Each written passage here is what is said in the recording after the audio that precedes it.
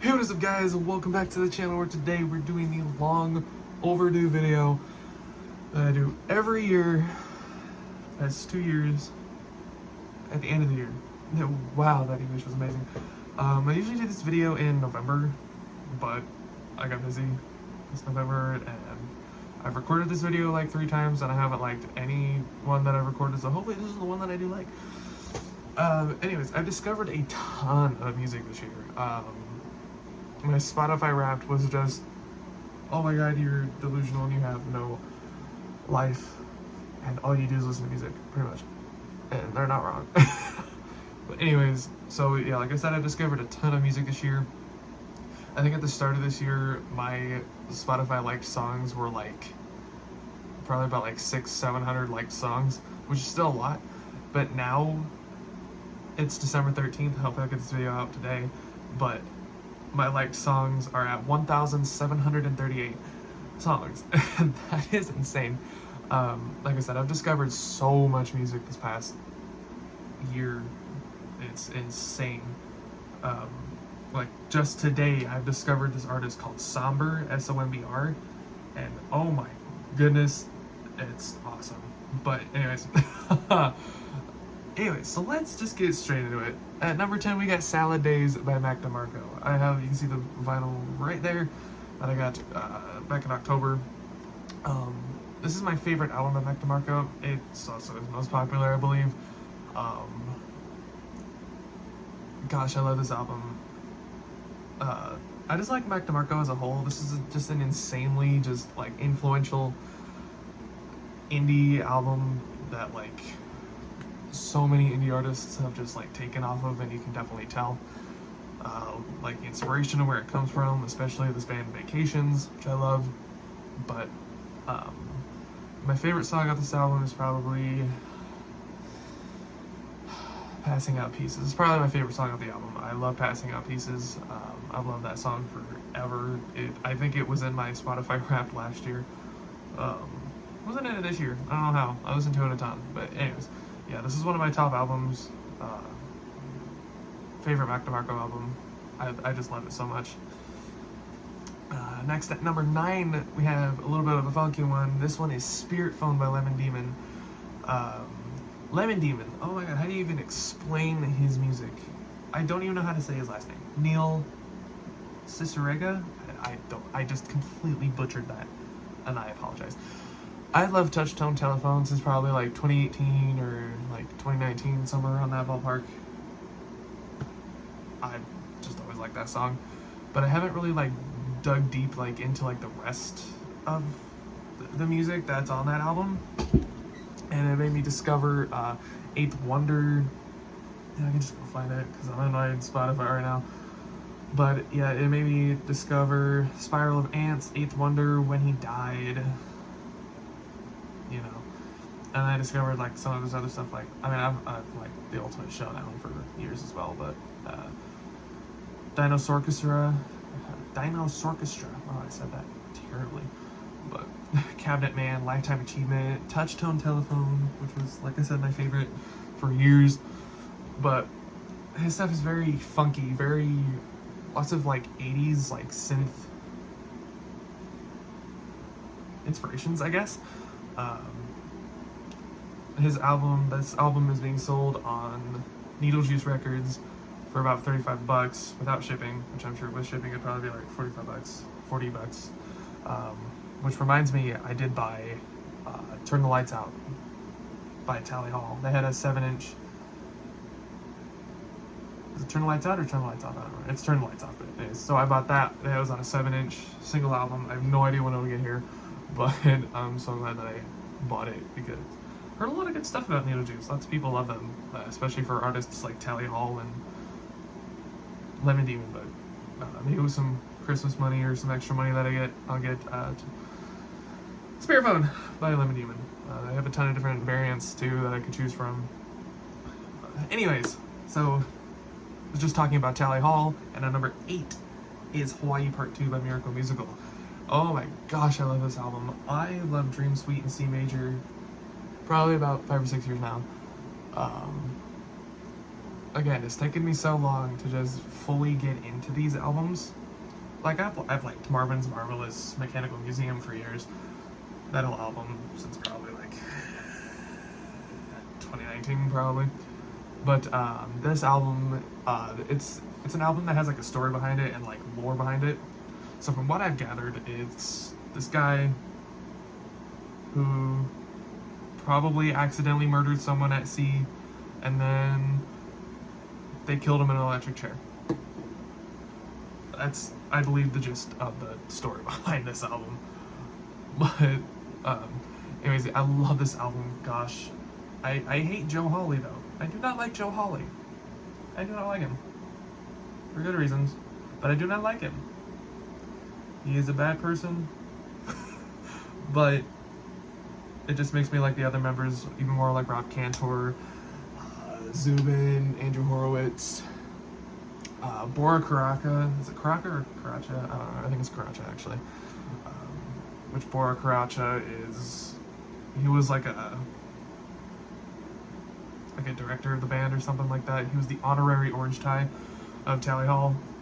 He made his own band called Kojum Dip, and it's a whole different thing. But, and I think he made it with Andrew Horowitz and someone else. Might have been Joe Hawley, I don't know. But anyways, so yeah, this album, I love Isle Into Thyself. Is probably my, I can't even say favorite song off the album because all the songs just have their unique sound.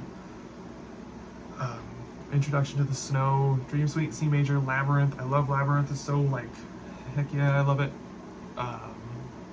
Black Rainbows, I think is the song name.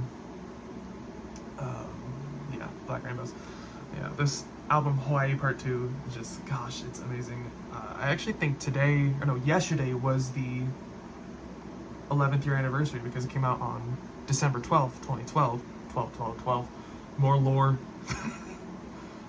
But Miracle Musical, I think, is Joe Hawley's band, like specifically his band. Tally Hall is Rob Cantor's band. But amazing stuff. Gosh, Joe might be a terrible person, but my God, is he a lyrical genius and musical genius. But anyways, so next up is a little going off the track a little bit. We're doing Nothing by Meshuggah. I love this album. It's taken me, again, so long to get into Meshuggah, and I don't know why I just haven't touched this album. So if you guys don't know who Meshuggah is, I'm sorry, but it's a metal band. And a lot of people defy them as like the first like gent band, I guess you could say. Started in the 90s. Stenga. That one gets your neck going. What?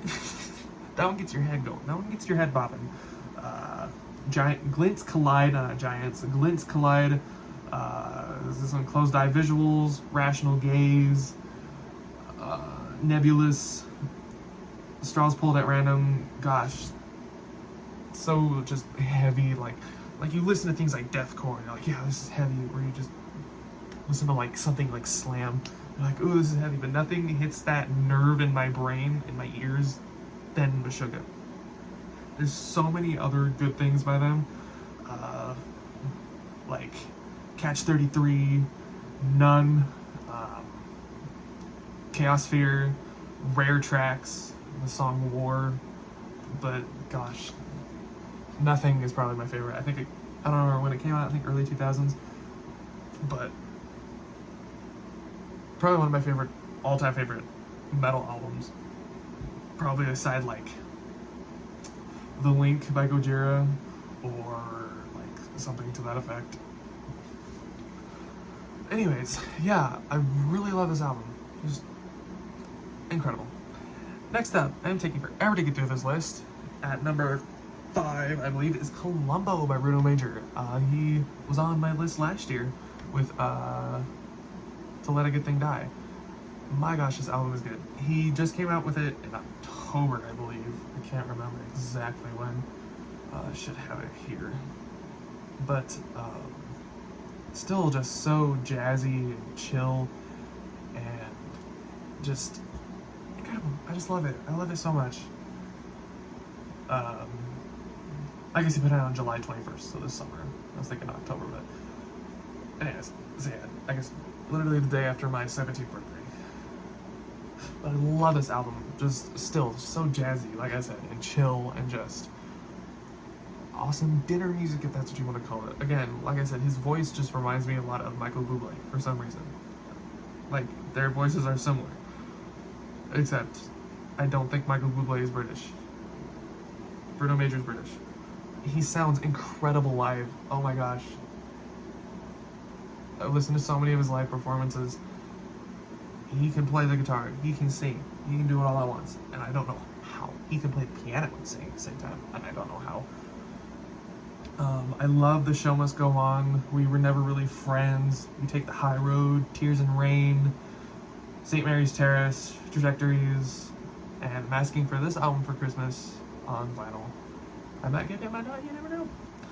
Anyways, next up is Some Nights by Fun. This is an old album. A lot of people call Fun a one-hit wonder, but I kindly disagree.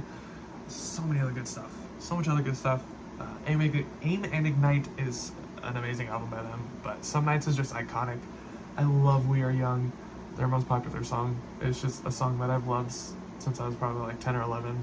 I actually discovered this song, if you guys remember a YouTuber called Matthias, which I think he still does videos now, I'm not sure. I haven't checked in on him in literally years. I just know that Team Edge recently has gone down. Rest in peace, Team Edge. But anyways, yeah, I discovered this song from Matthias doing a cover of this song, I believe, and I just instantly fell in love with it. And then I listened to the original, and listening to Nate Ruess sing it, who's the lead singer of Fun, and I discovered them more throughout the years, and they've just been a favorite of mine forever. And Some Nights is just an album that I guess just means a lot to me because of how long I've loved it, how much I love it.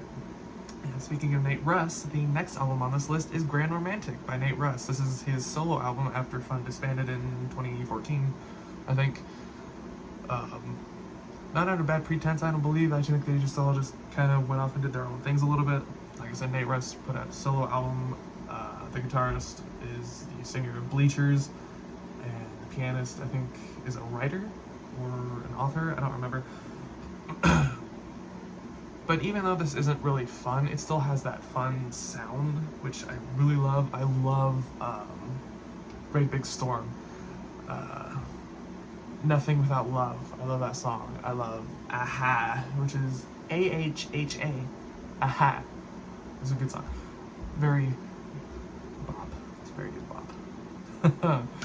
Anyways, next up, this summer I went on a huge 80s new wave kick. It's now become one of my all-time favorite genres. So, like, new wave and goth, they kind of go hand in hand. So this next one is Ocean Rain by Echo and the Bunnymen. I got this on vinyl in October. Things are banging around and I don't know why. You can probably hear that. But, oh my gosh, I love Ian's voice. It's just so ethereal. Ethereal, how do you even say that? I don't even know. I don't have it on display right now, even though I should. Someone was detected at your front door. Thanks. I appreciate that. I love the song Ocean Rain. I discovered the song Nocturnal Me on the Stranger Things soundtrack. And obviously watching the show back in like 2019, and I've just loved that song ever since. And I discovered more of their stuff, like The Cutter, amazing song. Just, yeah, I love 80s New Wave. And keeping on the track of New Wave, next we have Little Creatures by Talking Heads. Talking Heads should be so much more popular than they are. And even though they kind of are, but they need to be more popular. But this album, this is not like, I don't really think it's the most popular album, but it's my favorite. I love almost every song on this album, as with pretty much everything else on this list. But gosh, it's just so 80s sounding in a way, but like not in a bad way. Like, it's just awesome. And I love his voice. I love the lyrics. They're so funny sometimes. And just makes you want to get up and just hit a fat move. Bust out some moves. Hit a jig. I don't know. Anyways, last but not least is a very important album that has shaped this year weirdly. It's Fleet Foxes. by Fleet Foxes, their self-titled album. 2008, I believe, is when it came out. Imagine this band as folky as you could possibly get, while keeping indie and stomp and holler vibes to it all at the same time. I love this album so much. This is my all-time favorite album, and I actually discovered it, I believe, probably around this time last year, December or November last year. But I only listened to White Winter Hymnal, which is still my favorite song by them. But I've listened to the whole album multiple times since then. I listen to it all the time. Robin Pecknold, they sound incredible live. Whether you listen to old performances or newer performances, they just sound incredible, and it's amazing how well they sound. But I love the lyrics. They're very, like, I don't know how to explain it because I just can't find the right words. Like, I know there's words to describe it, it's just my brain's not working. But very much fall vibes in this album. Very folky, very folk tune, like almost like medieval sounding, if that's what you want to call it. You just want to sing along to every single one of the songs off this album. And they have so many other amazing songs and albums. And the drummer is actually Father John Misty. I don't know how that didn't click in my mind. Yeah, the drummer of Fleet Foxes was Father John Misty. He's not anymore, but because he just kind of disbanded and did something. Under Father John Misty. And his stuff is awesome too. I love his stuff. Goodbye Mr. Blues, probably my favorite song. Anyways, so yeah, I love this album, which is absolutely incredible. That's the only way that I can really describe it. It's just absolutely incredible. And that's about it. That is my top 10 favorite albums. Sorry about that, my phone decided to run out of storage real quick. But anyways, that is about it for this video, guys. 3 years in a row. Awesome. I love doing this. I should have done this earlier, but I kind of forgot about it. But anyways, thank you guys so much for watching this video. If you guys did like it, make sure you guys leave a like because it really helps out the channel a lot. Also, make sure you guys subscribe and share with your friends. Spread the word about my channel. Merry Christmas, and I'll probably see you guys next on Christmas Day. Probably, unless I find another YouTube video idea before then. Just showing y'all what I got because I have no idea. Anyways, I'll see you guys in the next video, and Merry Christmas. Bye!